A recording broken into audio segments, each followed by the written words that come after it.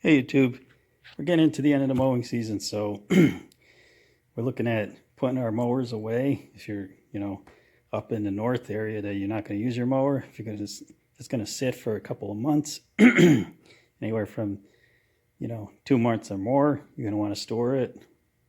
Use the term winterize, but you can really kind of take care of a bunch of things right now that won't take much time and basically get you ready for the spring.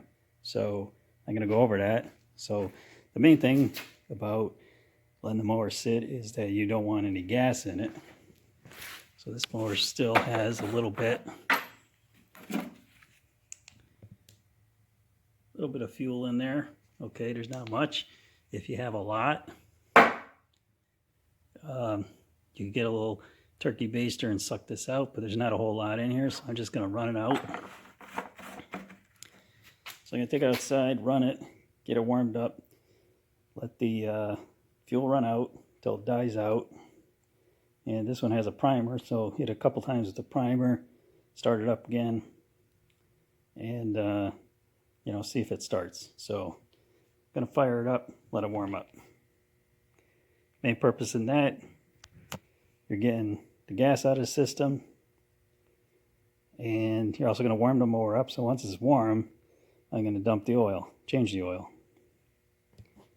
I could let it go till the spring, but why not? It's already warm. Empty it, refill it, put new oil in it. We'll take care of everything. Okay, so it died out. Now as I'm pressing this,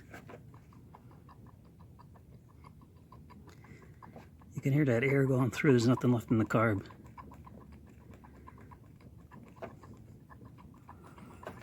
So I'll pull it over, see if it'll start. Might have got a little bit more gas out of it.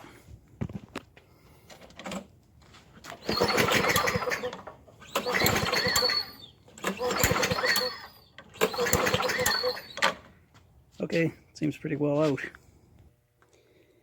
Okay, now that we got it warmed up, we can do the oil change. Each mower is different. Some have different sides that you drain.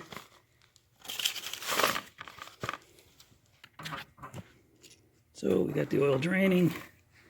As you can see, it needed a change. So I'm going to let this drain.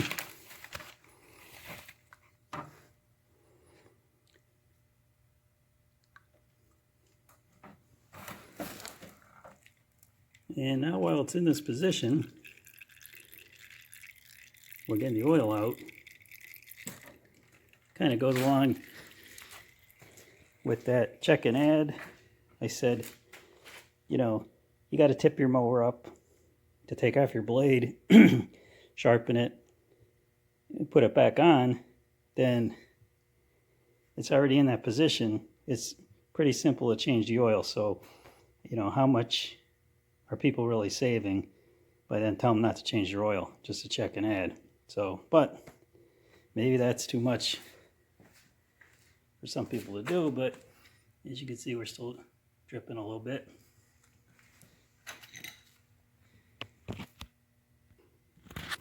Okay, for the blade removal, use our blade removal tool, which is a piece of wood in a socket or a breaker bar in this case, and then we're going to loosen this, holding this like this, and I'll need 2 hands for this one. Okay, so this one, I did not tighten this, and I don't know when it was taken off last, but it's not coming off, so I'm going to go to the impact.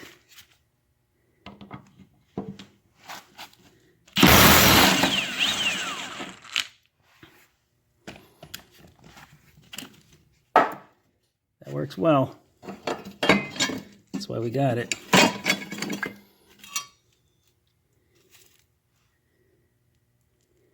So there's a couple kinks, nicks here. we can sharpen this, put it back on. Seems like this is loose. Hear that clicking? So want to make sure that your blade adapter is not frozen. Probably just going to need a little tap to get it off. Also around the deck here, this is not bad, but clean this up. You don't want any big caked up grass. That's what'll rot this out. And clean this all out. All right. So then once you got your blade sharpened, put your blade back on. Okay, so we're reinstalling the blade. I did have to tap this a little bit to get it off, but you can actually see there's a little anti-seize here still left from the factory, so just took a little hammer. There was a little rust here. I just took a little sandpaper, went up in here and cleaned that up. Other than that, it's good. And I'm gonna put this anti-seize on, so the next time it'll come off without any problem. Okay, so we're just gonna put a light coat on the shaft, and it'll push up, so you might not put it all the way to the top.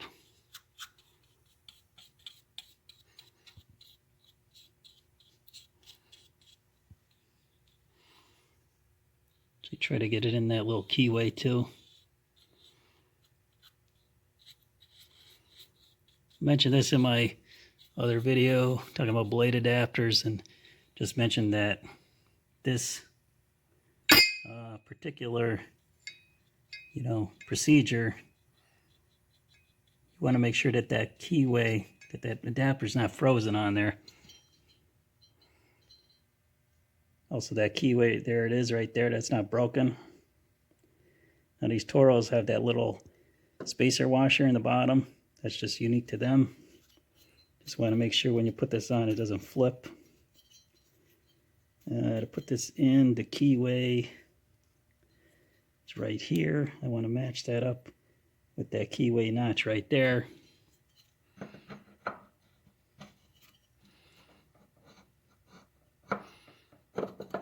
Okay, got to get the belt in. So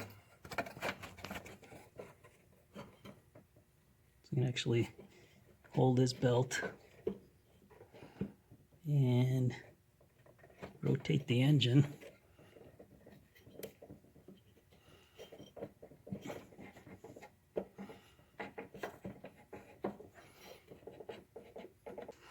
Okay, that's on there. Nice, loose. So I'm gonna put the blade on, and I put a little anti-seize on the bolt. Okay, putting this on, and these are torqued pretty tight. They're up to 60 foot-pounds. Craftsman's, things like that, are only about 35 to 40, but these Toros get tightened up pretty tight. Okay, blades on. Okay, so the final items on here would be the spark plug. If you're going to change it, a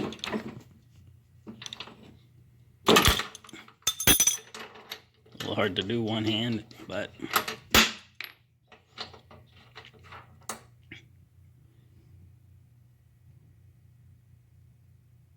the plug is pretty clean. It could be reused. This is a new plug. If you look at, see those two little metal washers on top? Okay, the used one's flattened out, and the other one, the new one, is not. So when you if you were to put the new plug in, you want to tighten it down till it just makes contact, and then about a quarter turn. Whereas this one, you're only going to reuse it just an eighth of a turn, because this is aluminum. You don't want to strip these threads out. because then you got a lot of problems. The only other item, if you're storing the mower for an extended period of time, you know, and especially if you're leaving it outside, they say you could put oil down in the cylinder here. It's a little hard because the piston's actually over here, so you kind of have to shoot it this way. So I just would use a little WD-40, go in this hole here, down into the cylinder area. Shoot it down in there. Put the plug back.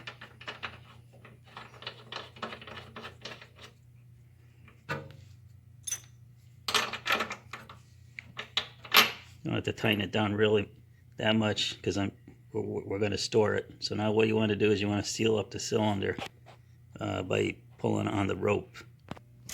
So basically when you pull this, you'll feel not a lot of resistance as the piston's moving, and when you get to the point where the resistance is there, that's when all the valves are closed. So right now,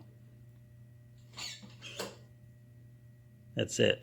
So the lube is in there and the cylinder's closed.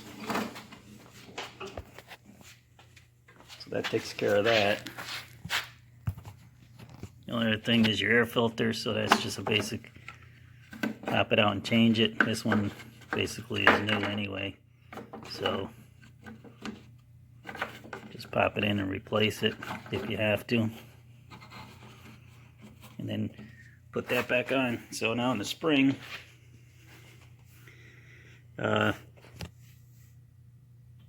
just reconnect your spark plug. I didn't tighten this down all the way, but reconnect the spark plug. It may blow out some smoke because of the WD-40 that was put in there, but that's it. So you did a winterization and tune-up all together.